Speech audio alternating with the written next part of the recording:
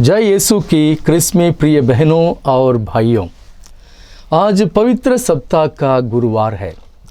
परंपरागत रूप से क्रिसम पवित्र मिस्सा इस दिन की सुबह धर्म प्रांत के कैथेड्रल चर्च में पवित्र पुरोहिताई की स्थापना को मनाने के लिए अर्पित की जाती है।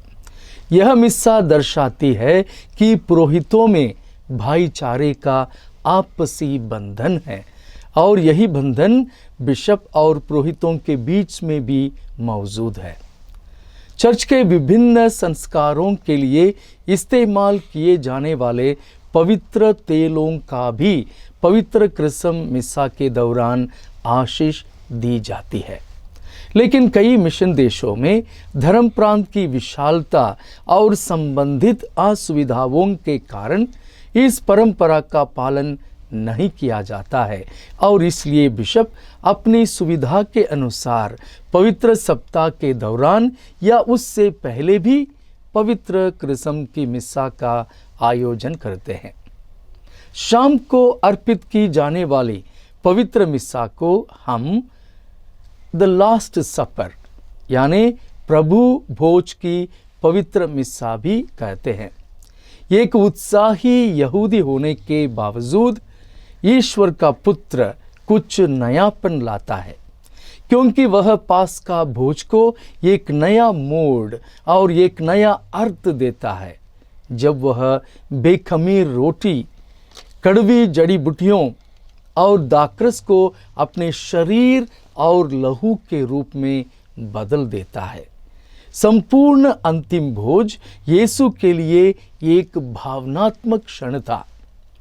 मेज पर बैठे हुए यीशु के शिष्यों के लिए एक रहस्य था और पिछले 2000 वर्षों से यह हम सभी विश्वासियों के लिए भावनात्मक रूप से रहस्यमय क्षण बन गया है और अन्य धर्मों के विश्वासियों के लिए ये एक बहुत बड़ा प्रश्न चिन्ह बन गया है कि कोई अपने शरीर और रक्त को भोजन और पेय के रूप में कैसे पेश कर सकता है।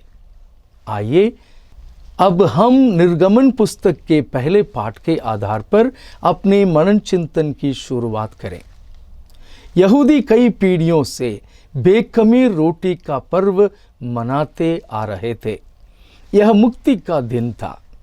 वास्तव में पहला पास्का भोज उस मुक्ति का पूर्वाभास उत्सव था।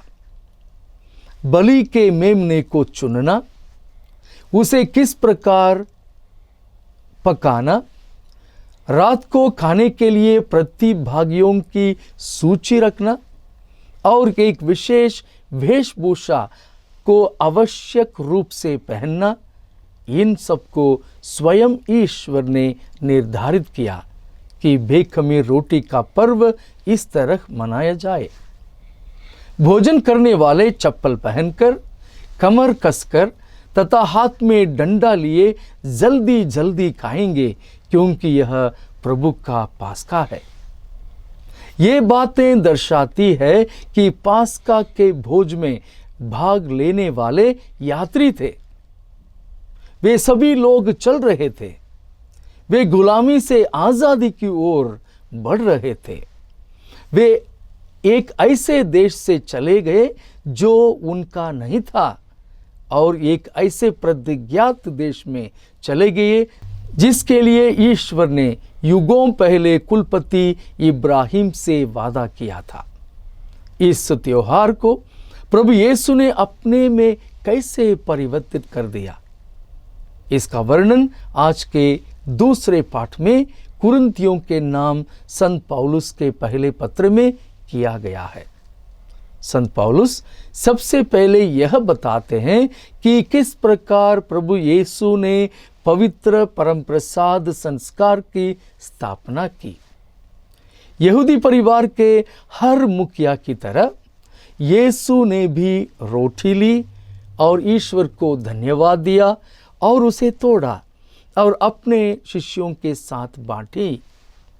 लेकिन रोटी को साझा करने से पहले उन्होंने जो शब्द कहे, वे यीशु द्वारा लाए गए नवीनीकरण को प्रदर्शित करते हैं।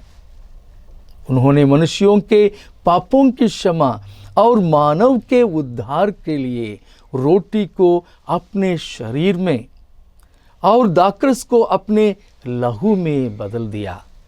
इस प्रकार पवित्र यूकरिस्ट, जिसे हम विगत 2000 वर्षों से मनाते आ रहे हैं, हमारे लिए एक मुक्तिदायक भोजन बन गया है। हर बार जब हम इसे मनाते हैं, हम प्रभु यीशु की मृत्यु की घोषणा करते हैं, क्योंकि उन्होंने बार बार कहा, यह मेरी स्मृति में किया करो।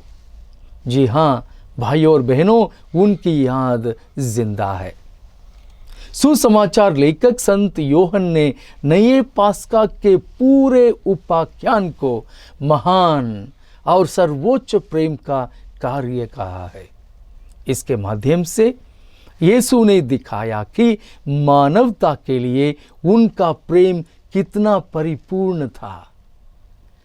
हमें यह भी बताया जाता है कि यीशु इस क्षण की प्रतीक्षा कर रहे थे। वह कितनी बार भीड़ से बच निकले और उनसे दूर चले गए, क्योंकि अभी उनका समय नहीं आया था। यहूदी अधिकारियों ने कितनी बार यीशु के खिलाफ साजिश रची, लेकिन कभी उनके करीब नहीं आ सके। क्यों? क्योंकि उनका समय अभी तक नहीं आया था। हाँ भाइयों और बहनों, अब समय आ गया है और यीशु अपने चुने हुओं के साथ भोजन की मेज पर हैं। मेज पर हर कोई भिन्न भिन्न भावनाओं और एहसास के साथ बैठा है। भोजन के समय यीशु एक और परिवर्तन लाए, जब उन्होंने अपनी बाहरी वस्त्र उतारे, एक तौलिया लिया, उसे अपनी कमर के चारों ओर लपेटा और शिष्यों के पैर धोना शुरू किया और फिर उनके पैरों को पोंछ दिया। यीशु के समय में यहूदी परिवारों में पारंपरिक रूप से पैर किसने धोए थे? पैर धोना गुलामों का काम था। एक दास का कार्य करने के द्वारा यीशु ने निसंदेह प्रदर्शित किया कि अधिकार सेवा के लिए है। गुरु स्वयं प्रथम सेवक होते हैं। मानव पुत्र अपनी सेवा कराने नहीं, बल्कि सेवा करने और बहुतों के उद्धार के लिए अपने प्राण देने आया है। मार्कुस अध्याय 10 पद संख्या 45।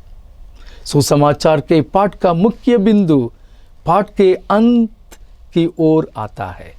संत योहन कहते हैं अध्याय 13 से 15वां पद संख्या में यीशु कहते हैं, तुम मुझे गुरु और प्रभु कहते हो और ठीक ही कहते हो, क्योंकि मैं वही हूँ।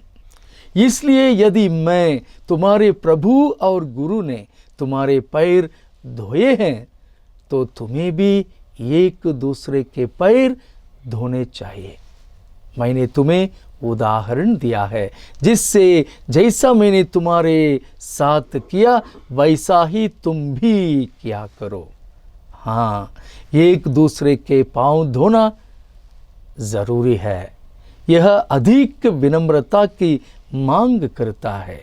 यूकरिस्ट का उत्सव एक दूसरे के पैर धोने के साथ साथ चलना चाहिए।